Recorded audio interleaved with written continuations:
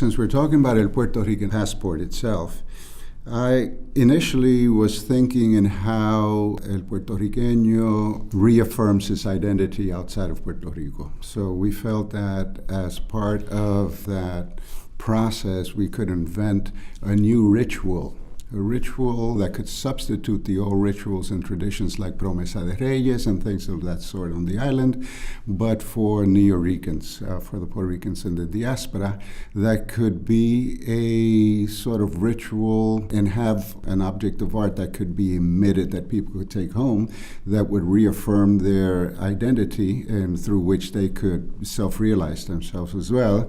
What's interesting about a Puerto Rican passport, besides being a process of self-affirmation, is that it also subverts with some sort of humor the documents that are normally used for control by the state. So that was the intention behind that particular piece. This conceptual passport was used by Pedro Pietri, my collaborator in the Puerto Rican Embassy project, as well as by Ricardo León Peñavilla, who was our ambassador de la Palabra Without Borders.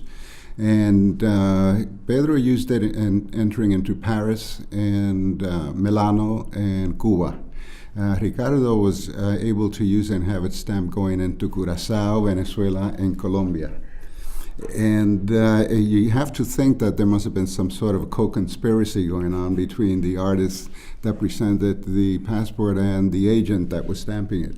The images are out of focus on the passport, and then I went on to develop it into an actual series of images of my friends and my Puerto Rican colleagues, as well as just people that lived in New York, like my super and the domino champion from down the corner.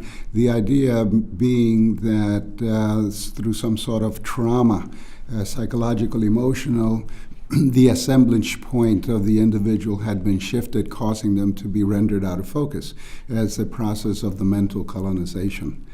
Curious enough regarding the passport, an interesting story I want to share. This professor from University of Hawaii gives me a call and says to me, I don't know if you're aware that they are exterminating all of the coquises here in Hawaii. Somehow, with the farmers and the migration, they arrived somehow. Now, we thought for the longest time that the coquí was natural to Puerto Rico and could not survive anywhere else, but the conditions in Hawaii seem to be very similar for some reason.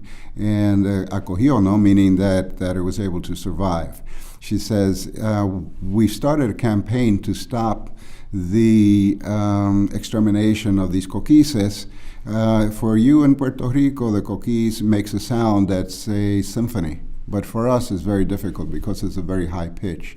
And when you get hundreds of thousands of these little animals making the sound, it's excruciatingly painful. It's a decibel level extremely high and very difficult for the ears. So they had no choice, they thought, but to exterminate it. So she says, so we thought it would be a wonderful thing if you emitted a passport to the coquí and make it the national symbol of your country and a mascot, and we will use it to create a video around it, which they did. They ended up creating a video around the campaign to stop the extermination of the coquises. They used the passport right up front to introduce the video, and somehow they were able to at least stop for a while until they went into some legislation to try to stop this. And I felt actually very proud that I had a little to do with that campaign and that process.